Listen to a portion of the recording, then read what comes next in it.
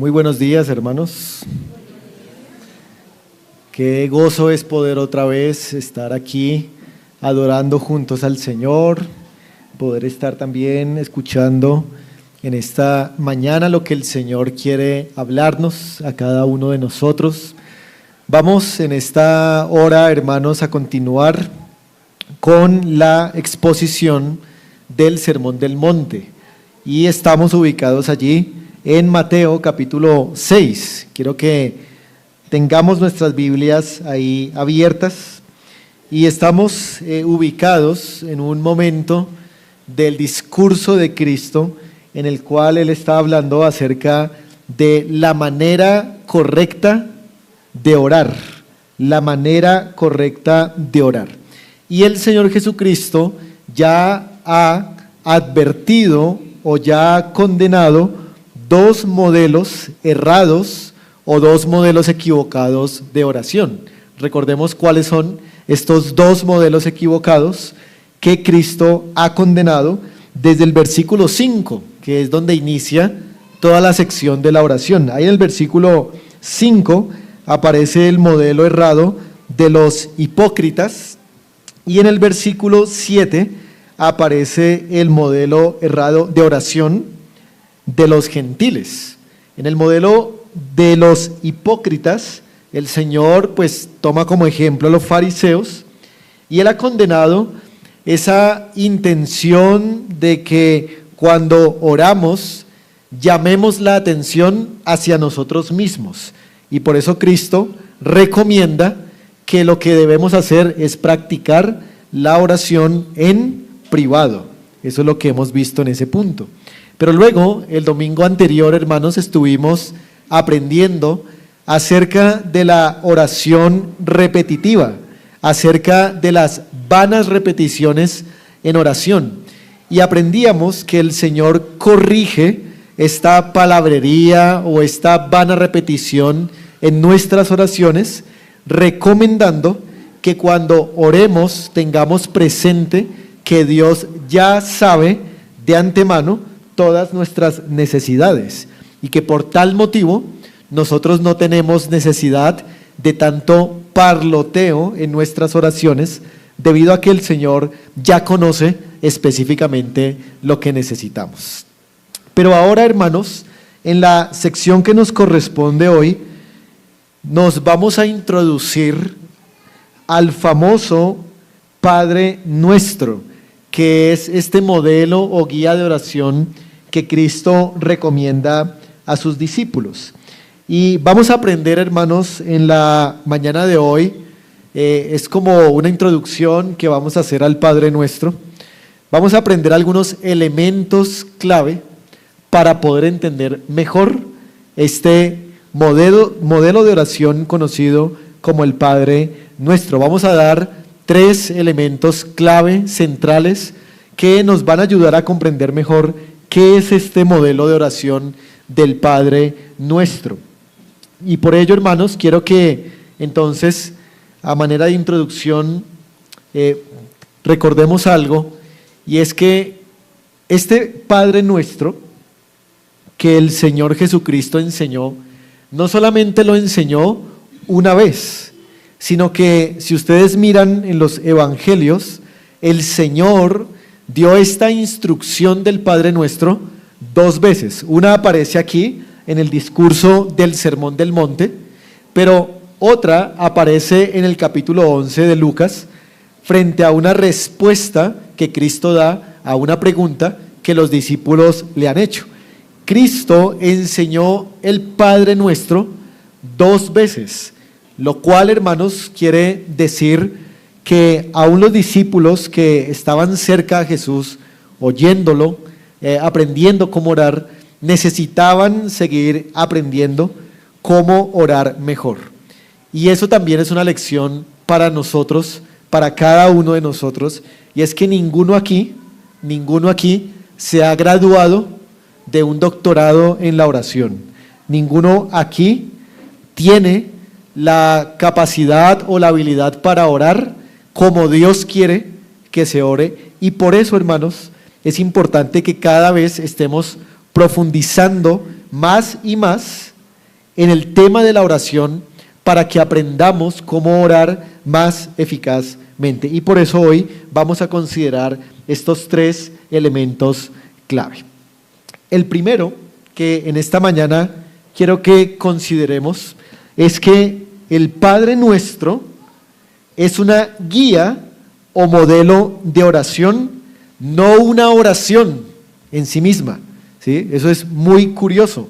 El Padre Nuestro es un modelo de oración, pero no es una oración como tal, no es una oración para repetirla, sino que es un modelo o una estructura de oración. Y permítanme hacer un análisis y una argumentación de este primer elemento clave para entender correctamente el Padre Nuestro.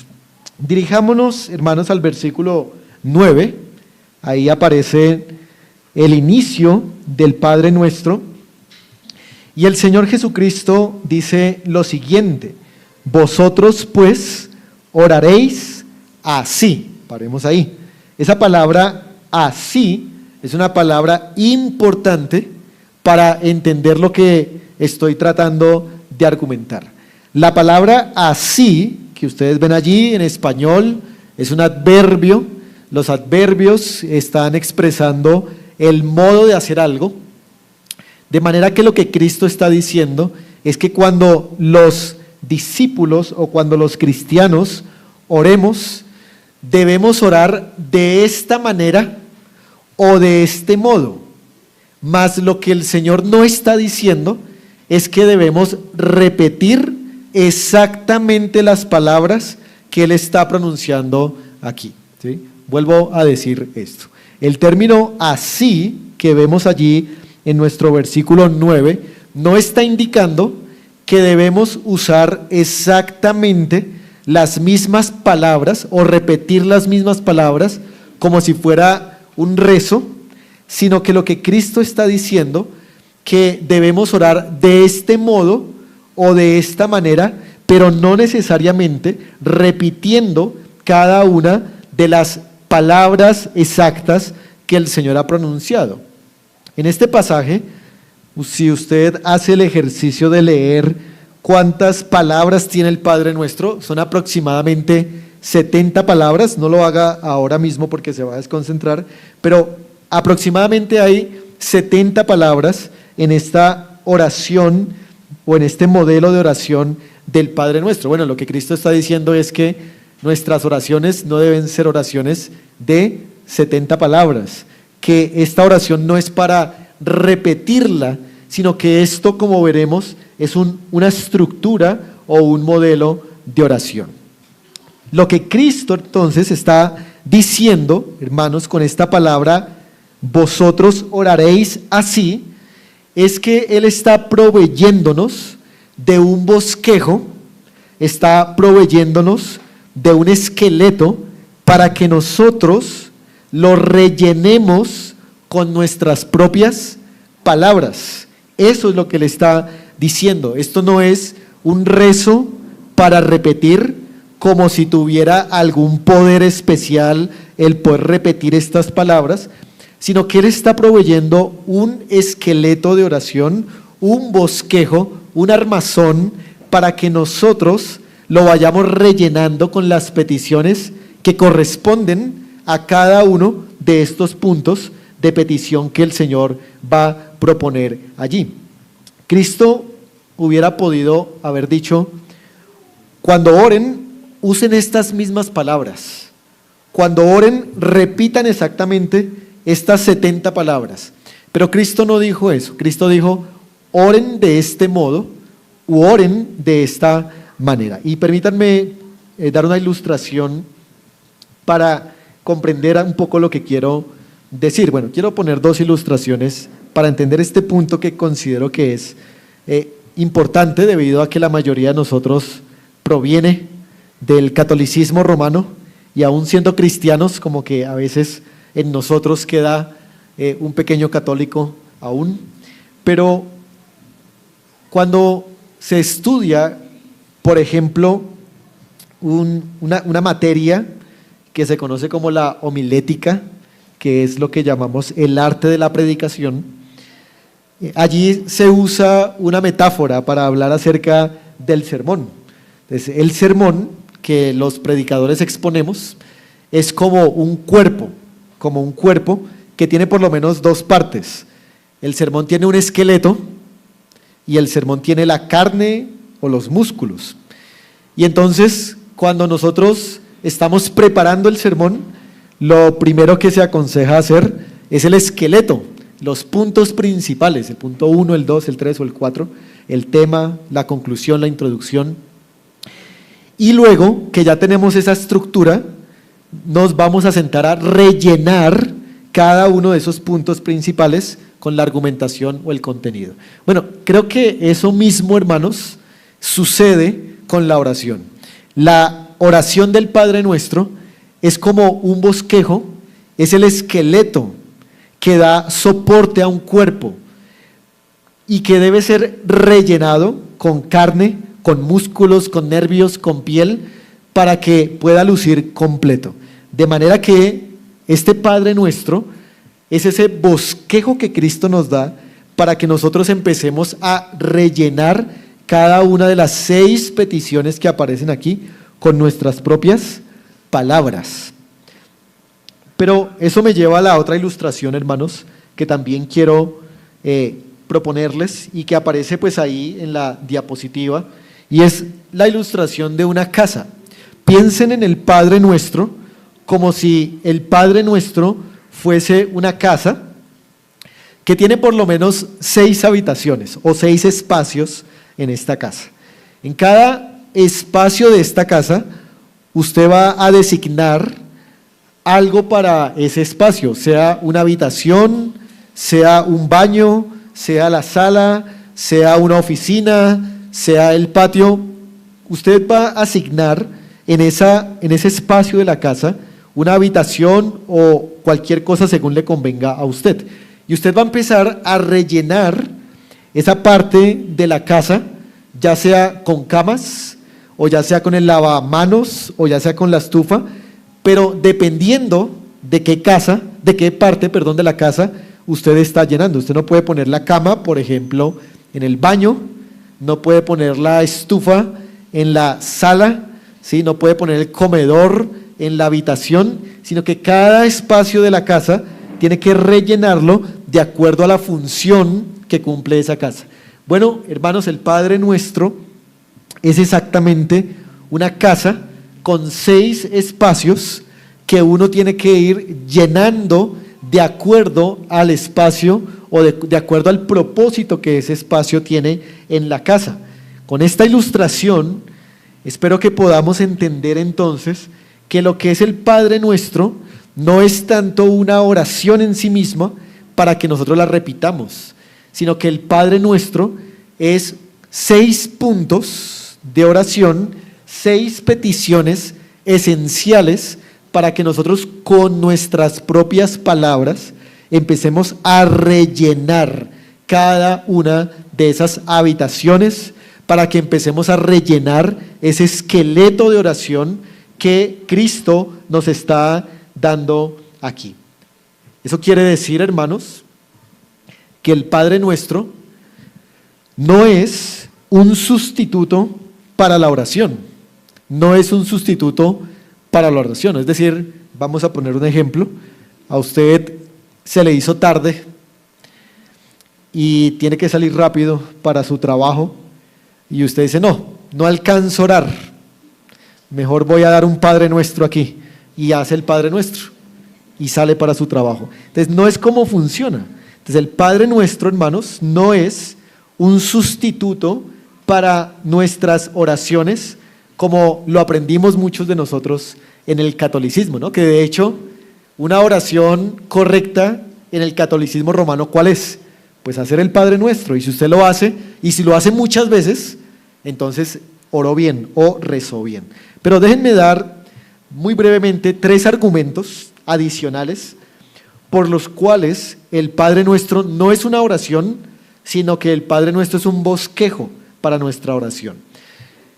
Un primer argumento es que cuando ustedes hacen una revisión del Nuevo Testamento, ustedes nunca van a encontrar que los discípulos reciten el Padre Nuestro. Nunca en el Nuevo Testamento ustedes ven que ni los apóstoles ni los discípulos recitan el Padre Nuestro. Antes vemos que las oraciones de ellos son fluidas, ¿no? Pero lo que sí es cierto es que las oraciones de los apóstoles y de los discípulos sí siguen el bosquejo que Cristo proveyó aquí del Padre Nuestro. Ese es un primer argumento. Un segundo argumento es cuando en Lucas 11, el pasaje que les mencioné, los discípulos le piden a Cristo que les enseñe a orar. La petición que ellos hacen no es Cristo, ayúdanos a recitar o enséñanos una oración para recitar, sino que los discípulos específicamente le dicen a Cristo, Cristo, danos un modo de oración, enséñanos a orar. No le están pidiendo unas palabras específicas, sino que le están pidiendo un modelo de oración, y eso es lo que Cristo les da, un bosquejo o un modelo de oración y no 70 palabras para recitar. Pero otro argumento también es que si este Padre Nuestro fuera un rezo o una oración para repetir, entonces Cristo se está contradiciendo, porque Él acabó de decir que nosotros no debemos hacer repeticiones vanas en oración, y repetir el Padre Nuestro pues sería contradecir lo que Él acaba de prohibir en los versículos anteriores. De hecho, resulta, hermanos, muy irónico que una oración o que este modelo de oración que es dado en un contexto donde se prohíben las vanas repeticiones es la que se ha convertido en el rezo más repetitivo de todos. Y eso ha pasado porque no se ha leído el contexto. Si un católico romano leyera el contexto del Padre Nuestro, donde se prohíbe las vanas repeticiones, yo creo que él entendería inmediatamente que el Padre Nuestro no es para repetirlo, porque Cristo acaba de decir, no repitan oraciones, no repitan rezos, no añadan palabras innecesarias. Así que, hermanos, cuando leemos sin contexto, pasa eso, llegamos a ese tipo de conclusiones erróneas, como es la repetición de este modelo de oración como si fuera una oración. Pero, hermanos, esto no quiere decir que no podamos, por ejemplo, memorizar el Padre Nuestro, porque ciertamente es las Escrituras inspiradas, o sea, podemos memorizarlo. Incluso podríamos usar estas mismas palabras para hacer una oración al Señor, pero tendría que ser una oración muy reflexiva, una oración con entendimiento y una oración de corazón. ¿Sí? El problema que tienen las oraciones ya preestablecidas, como las oraciones de los devocionales, es que uno las lee y uno intenta orarlas, pero no están conectando realmente con el corazón y con la mente de los creyentes, y hay que hacer un gran esfuerzo, ¿no?, para conectar esas oraciones de devocionales con el corazón y con la mente. Pero lo que sí estamos afirmando aquí, hermanos, es que el Padre Nuestro nunca debe ser usado de un modo irreflexivo, y tampoco puede ser usado como un sustituto o un reemplazo de la oración. Así, hermanos, evitemos que el Padre Nuestro se convierta, o creamos que sea, un tipo de conjuro mágico o un tipo de invocación especial que abre las puertas del cielo que otras oraciones no pueden abrir. Yo recuerdo que cuando en algún momento, creo que varias veces me ocurrió, cuando era joven y católico romano, cuando me ponía imprudentemente a ver una película de terror muy tarde en la noche, y después de la película pues uno queda con una sensación de terror, ¿no? Pues lo que hacía era que me ponía a recitar el Padre Nuestro, porque yo pensaba que recitándolo tenía algún efecto mágico para disminuir el terror que ahora estaba sintiendo. Eso es un ejemplo del mal uso que nosotros podemos darle a este modelo de oración. El Padre Nuestro no es una llave maestra, no es un conjuro, no es un ritual especial que si usted lo pronuncia, el Señor le va a escuchar y lo va a proteger y todas estas cosas. No hay que tomar el Padre Nuestro como una superstición. Esta fórmula no tiene ningún poder en un sentido en sí misma, porque está mostrando es un modelo de oración, una guía, más no un rezo para repetir. Por eso vale la pena que usted se pregunte, ¿creo esto? O sea, ¿creo que el Padre Nuestro es como un amuleto? ¿O lo he usado alguna vez más bien como un amuleto supersticioso? ¿O realmente estoy usándolo como ese esqueleto que me va marcando cuáles deben ser los puntos principales de mi oración al Señor? Así que esta es la primera clave, hermanos, ver el Padre Nuestro como una guía de oración y no como un rezo repetitivo. Pero no es la única clave. También hay una segunda clave que quiero que consideremos en esta mañana y es la siguiente. El Padre Nuestro no solamente es un modelo de oración, sino que el Padre Nuestro es una ayuda para enfocar nuestra oración hacia las prioridades de Dios. ¿Sí? No solamente es un modelo de oración, sino que es un modelo que nos ayuda a reenfocar nuestra oración hacia las prioridades de Dios, hacia los intereses y los deseos de nuestro Señor. Y quiero que hagamos un análisis de esta segunda clave o de este segundo elemento, en primer lugar, por la vía del contexto, Yo quiero que miremos un momento allí en Mateo 6, versículo 31 y 32. Miren lo que estos pasajes nos dicen. En el mismo discurso del Sermón del Monte, Cristo, Mateo 6, versículo 31 y 32, dice lo siguiente: no os afanéis, pues, diciendo, ¿qué comeremos?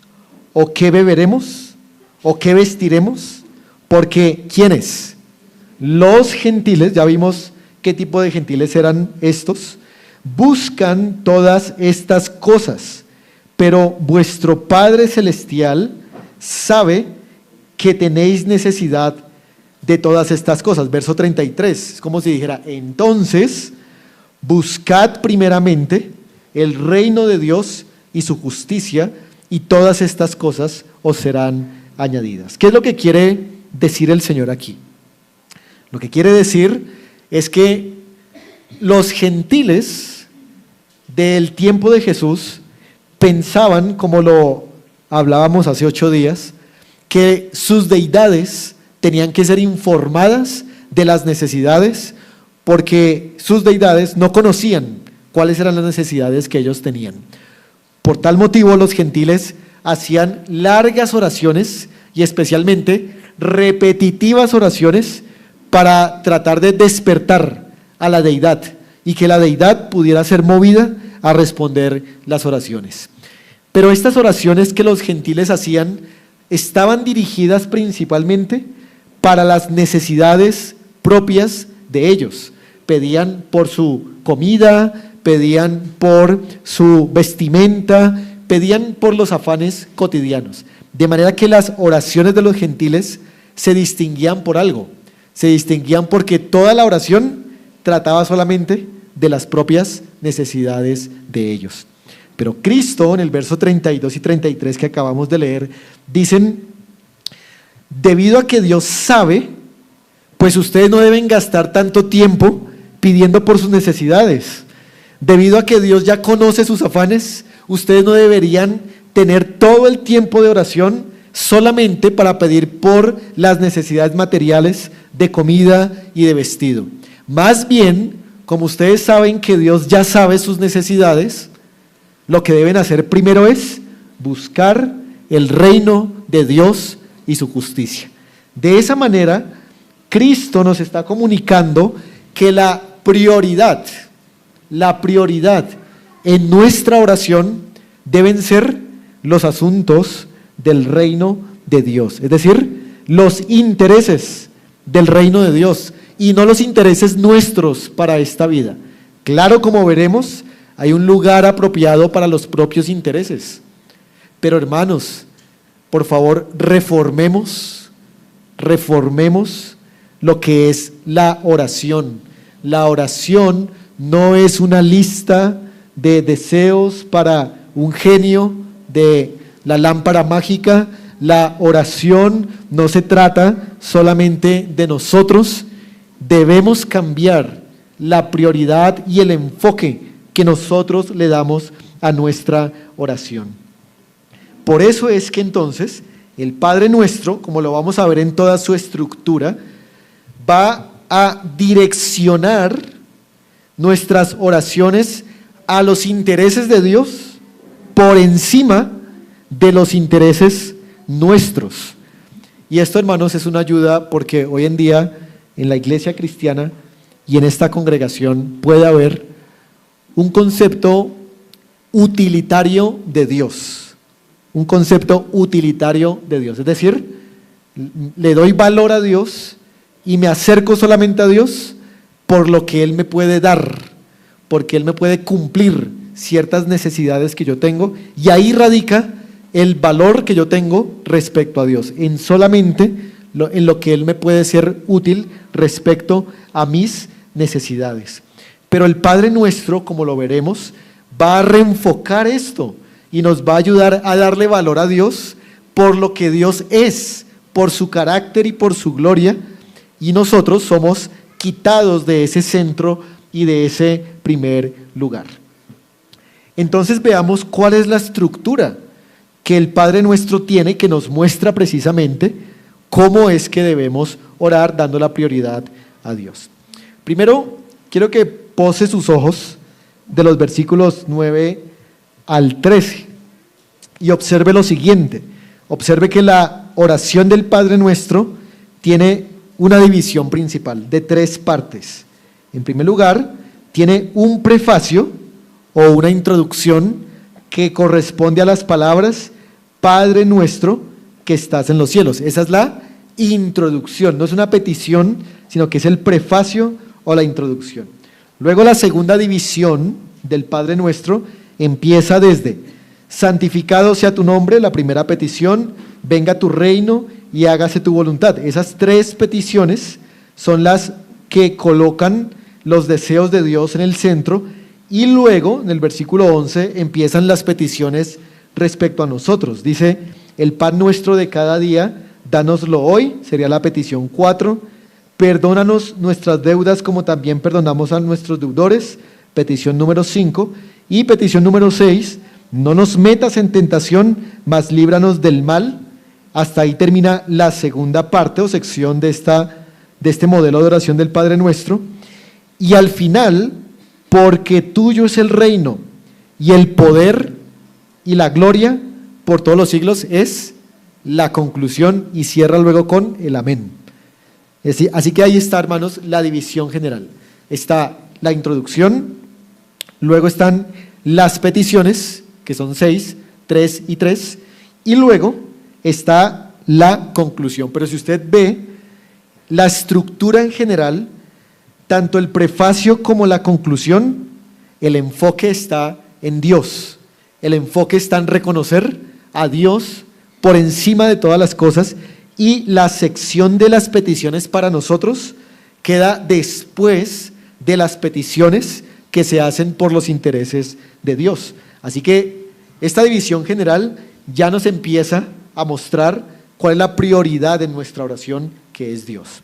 Pero ahora veamos el orden de las peticiones.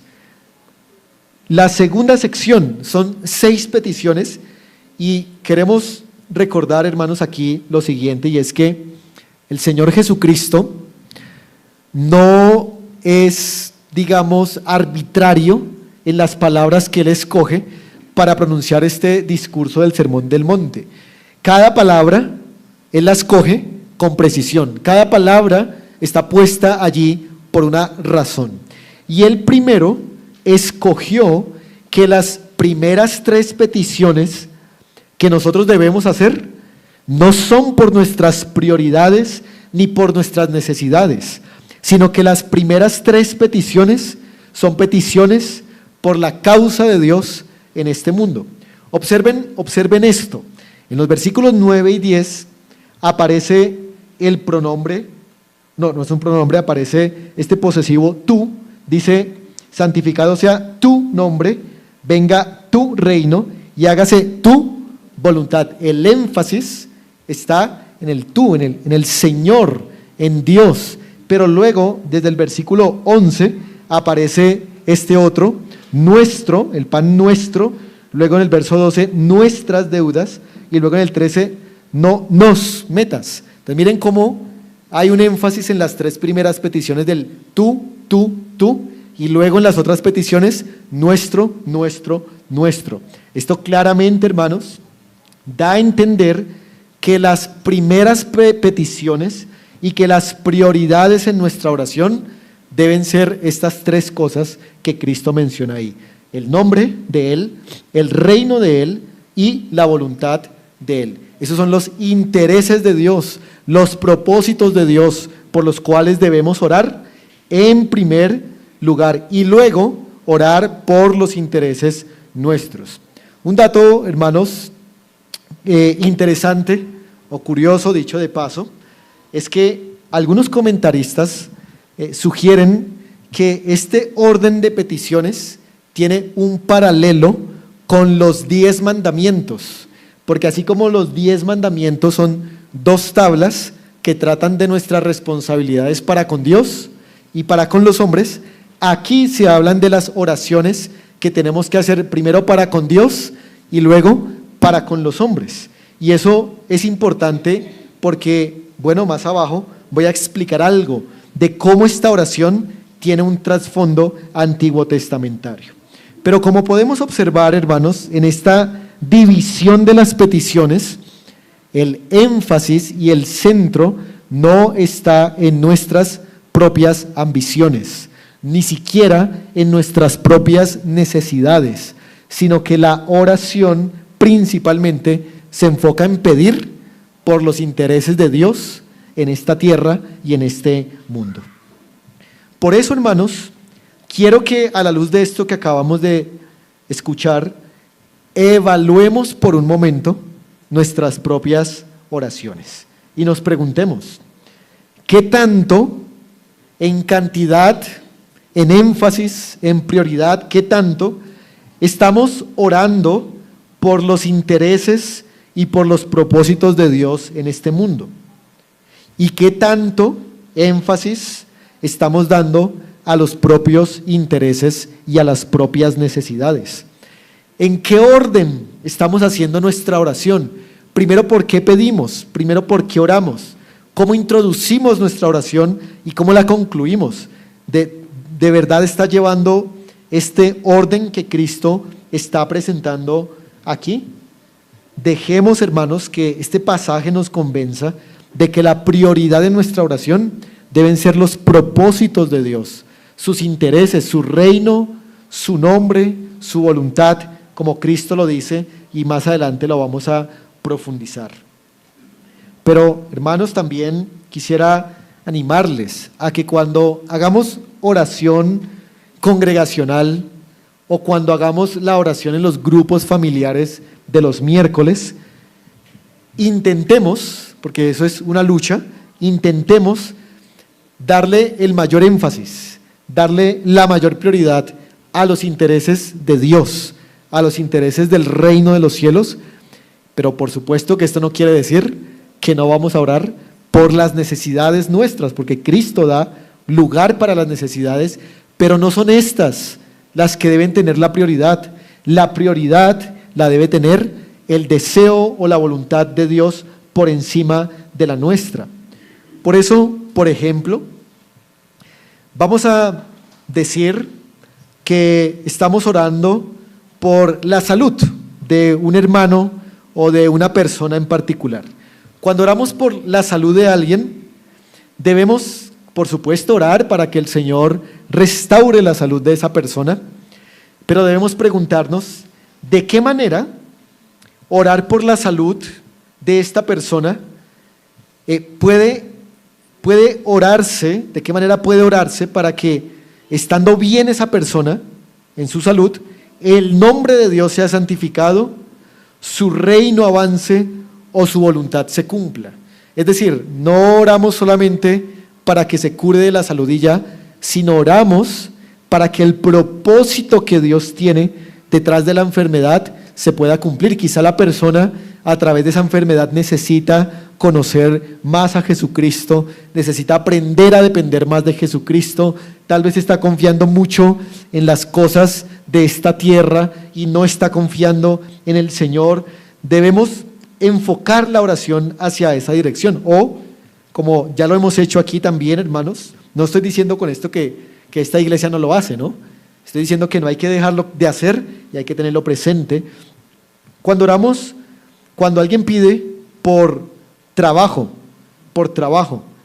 entonces oramos algo así: Señor, dale trabajo a esta persona, no solo para que pueda suplir sus necesidades, sino para que a través de ese trabajo sea generoso, a través de ese trabajo pueda ofrendar para la extensión del reino, a través de ese trabajo pueda dar testimonio del Evangelio de Cristo a esas personas a las que ahora va a tener acceso en esa nueva empresa o en ese nuevo empleo, para que en ese trabajo la persona pueda esforzarse en mostrar que está convencido de que todos los días tiene que leer la palabra y orar a pesar de tener múltiples ocupaciones, que el Señor a través de ese trabajo le dé también el esfuerzo para que a pesar de estar muy cansado pueda venir a congregarse en el día del Señor. Pero a veces pedimos trabajo solamente porque queremos más dinero, pero no para compartir.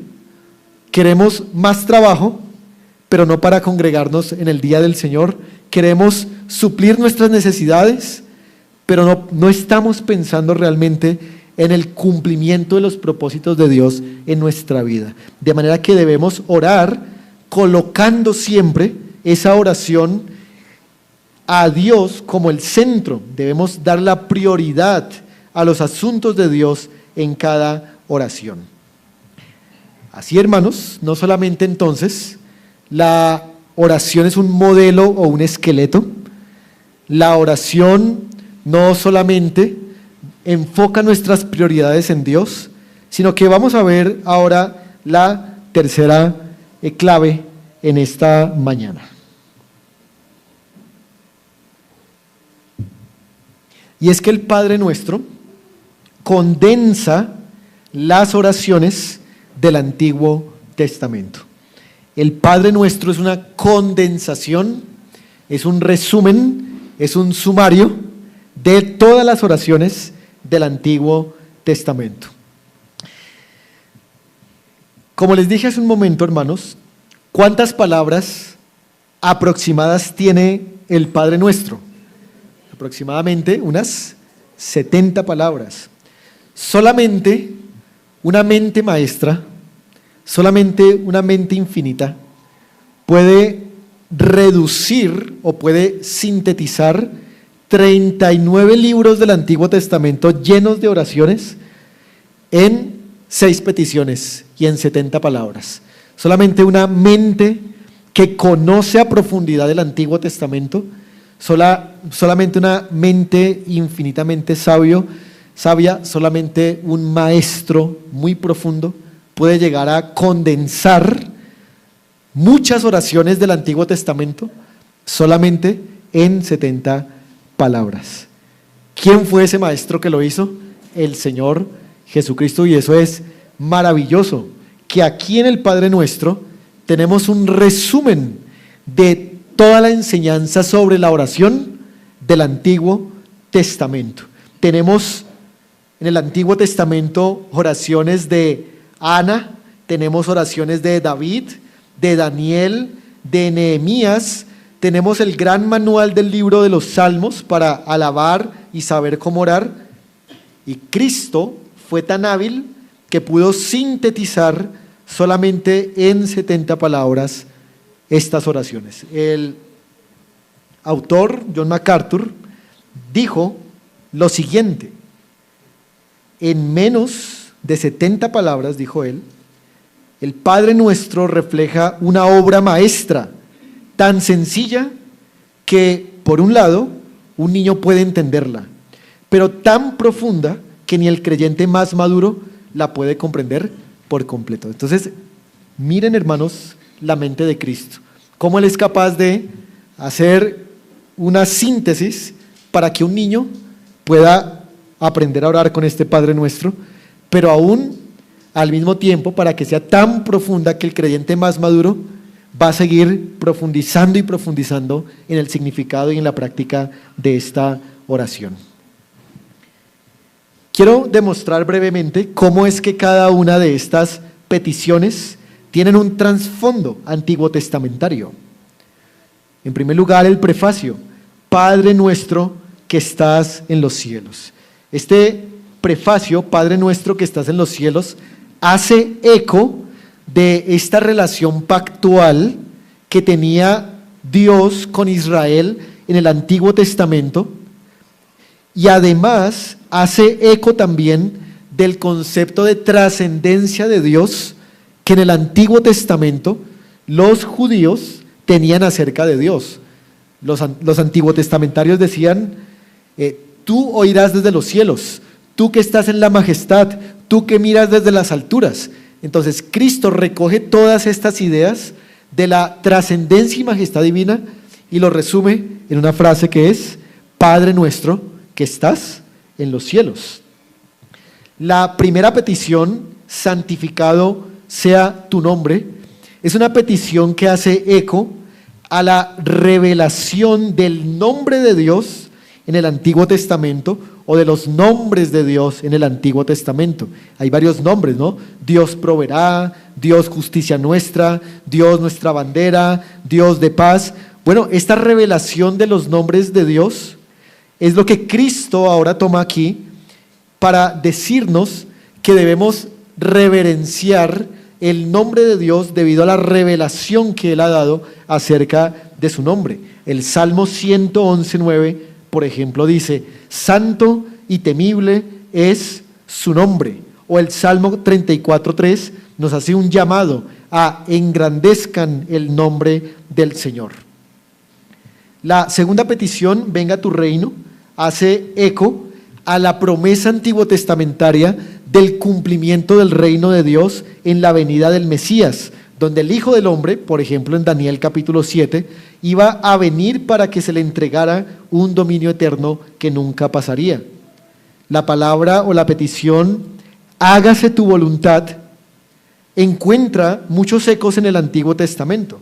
Por ejemplo, en 2 de Samuel 15:26, encontramos que David ora así: aquí estoy, Señor, que se me haga lo que bien le parezca, hablando de que el Señor hiciera sobre él lo que bien le pareciera.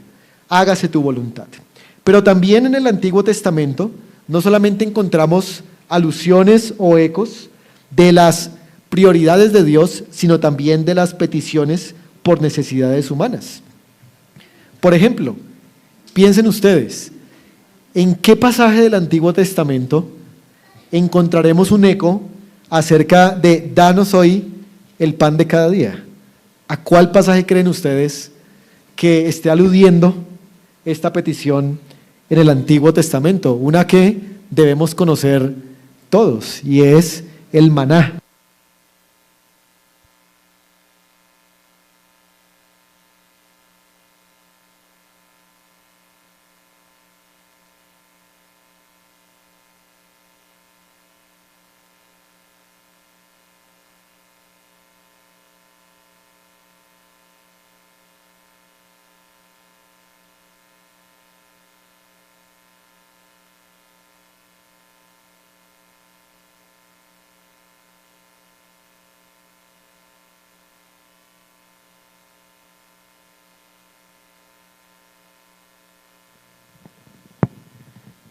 Pero también, hermanos, la otra petición que tiene que ver con el perdón de nuestras deudas hace eco del sistema de sacrificios y del sistema de el pecado como una deuda que se tenía en el Antiguo Testamento. Encontramos pasajes como en Isaías 43:25 o Miqueas 7:19, que habla del perdón de estas deudas, de estas transgresiones, de estos pecados a través del sistema sacrificial de los corderos. Pero también la última petición, que es la protección del mal, resumen muy bien todos esos salmos donde usted lee que David pedía al Señor que lo librara de sus enemigos, que lo librara de injusticias, que lo librara de sus propias iniquidades.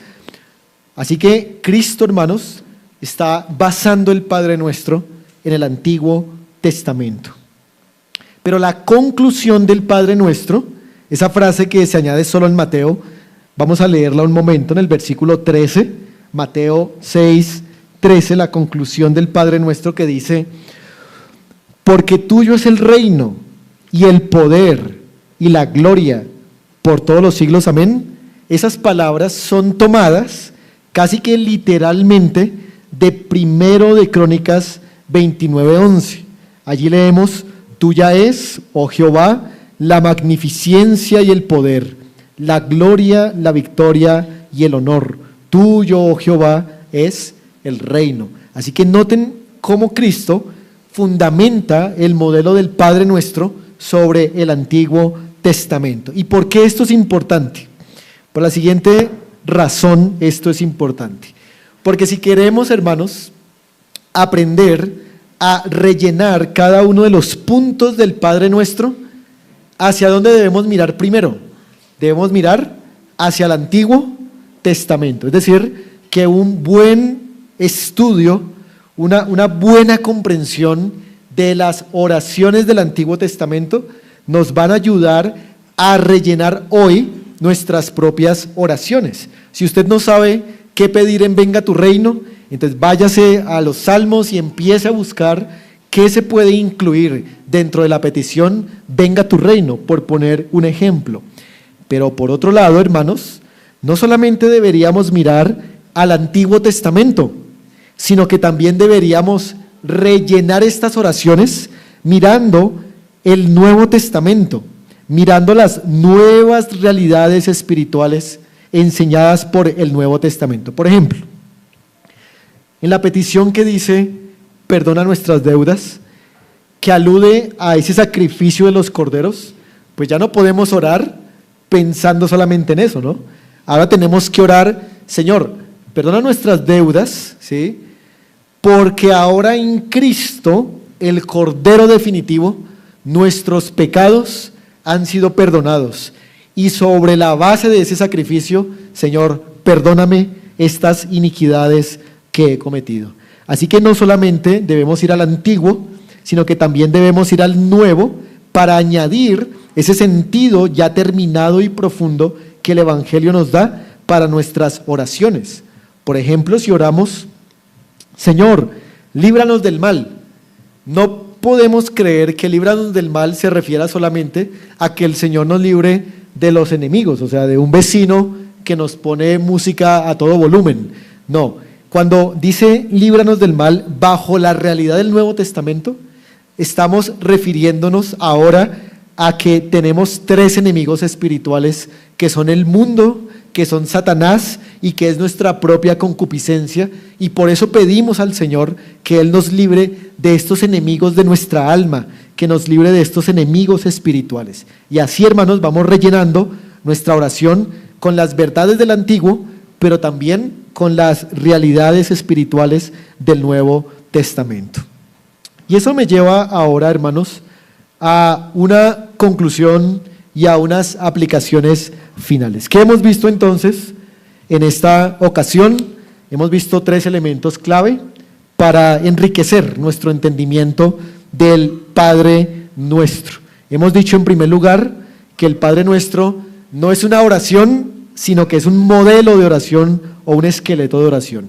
Segundo, hemos dicho que el Padre Nuestro nos ayuda a reenfocar nuestras peticiones hacia las prioridades de Dios. Y tercero, hemos dicho que el Padre Nuestro condensa el Antiguo Testamento y que por eso yendo al Antiguo y yendo al Nuevo, vamos a aprender a rellenar cada una de estas 6 peticiones que aparecen allí.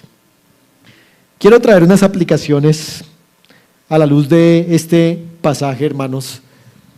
En primer lugar, quiero decirles que tratar de mantener a Dios en el centro, sea en la vida diaria o sea en nuestra oración, es muy difícil. Es muy difícil. O sea, ninguno aquí dice, listo, eso es fácil y sencillo. No, tratar de sacar a nuestro yo, correr nuestra ambición o incluso correr nuestra necesidad para darle lugar a las prioridades de Dios, a sus propósitos y a su voluntad, no es fácil para nosotros. Se requiere para eso, hermanos, una capacitación espiritual que nos da el Espíritu Santo. Nosotros por nosotros mismos no vamos a querer sacar a nuestro propio yo del centro.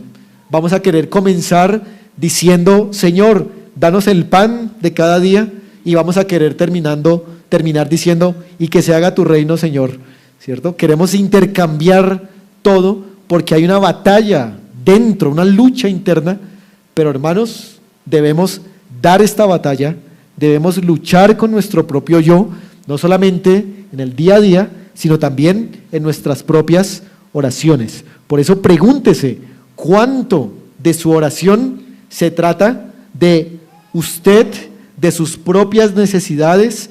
¿Cuánto énfasis usted hace en usted mismo y no en Dios? Pero quiero también, hermanos, dirigirme a cómo este Padre Nuestro está enfocado en Cristo, a manera de aplicación, cómo el Padre Nuestro está enfocado en Cristo. Debemos, amados hermanos, estar muy agradecidos, porque ¿qué sería de nuestra vida de oración si Cristo no hubiera enseñado el Padre Nuestro? O sea, ¿qué sería de nosotros en oración? ¿Cómo sabríamos qué pedirle? ¿Cómo sabríamos cómo pedirle si Cristo no hubiera revelado esta instrucción del Padre Nuestro? Por eso debemos agradecerle a Él, porque Él es un maestro, Él es el profeta que nos enseña cómo relacionarnos correctamente con Dios en primer lugar. Pero en segundo lugar, Cristo no solamente nos instruyó y nos ayudó en nuestra ignorancia a cómo orar, sino que Él también modeló cómo orar. Los discípulos lo oían orar. Él oraba largamente y correctamente, aunque como vamos a ver después, Cristo, aunque enseñó el Padre Nuestro, hay peticiones en el Padre Nuestro que Cristo nunca hizo. Cristo nunca hizo algunas de estas peticiones. Por ejemplo, Él nunca pudo haber dicho, perdónanos nuestras deudas, porque Él nunca tuvo una deuda. Así que Él modela, hermanos, esta oración con su propia vida y nos da un gran ejemplo para que nosotros movamos nuestras peticiones y nuestros deseos de nosotros hacia los de Dios.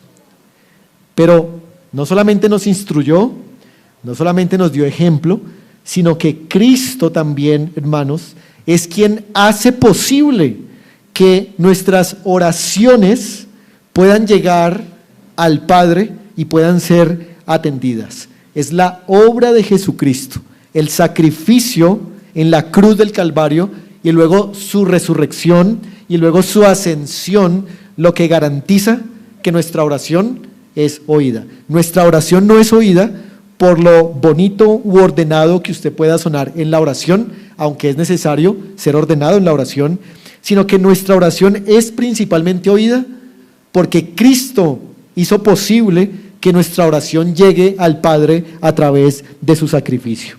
Pero no solamente esto, hermanos, sino que es por Cristo que estas peticiones, cuando son hechas, pueden ser cumplidas. La obra redentora de Cristo ganó para nosotros la realidad de cada una de estas peticiones.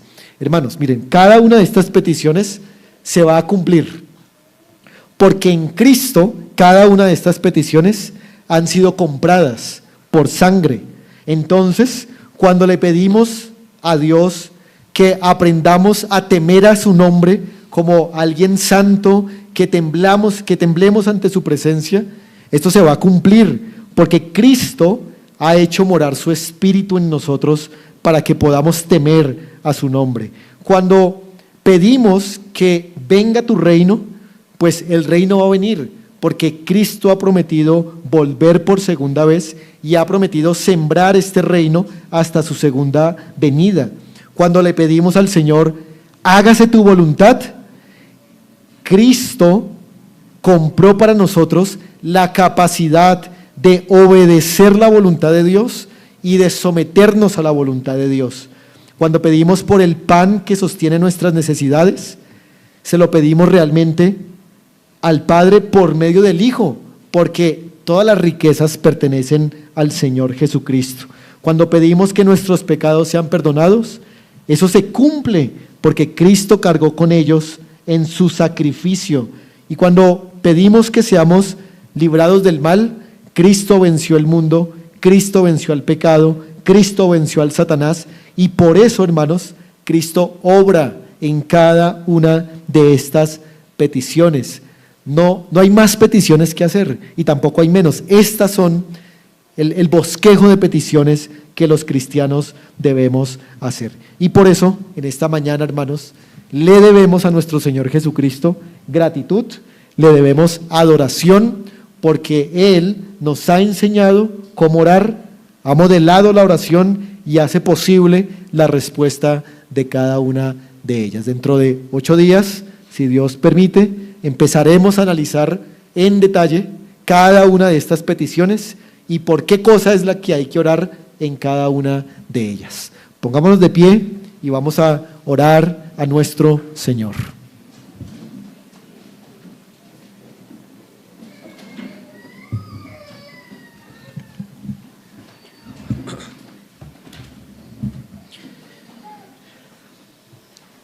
Oremos.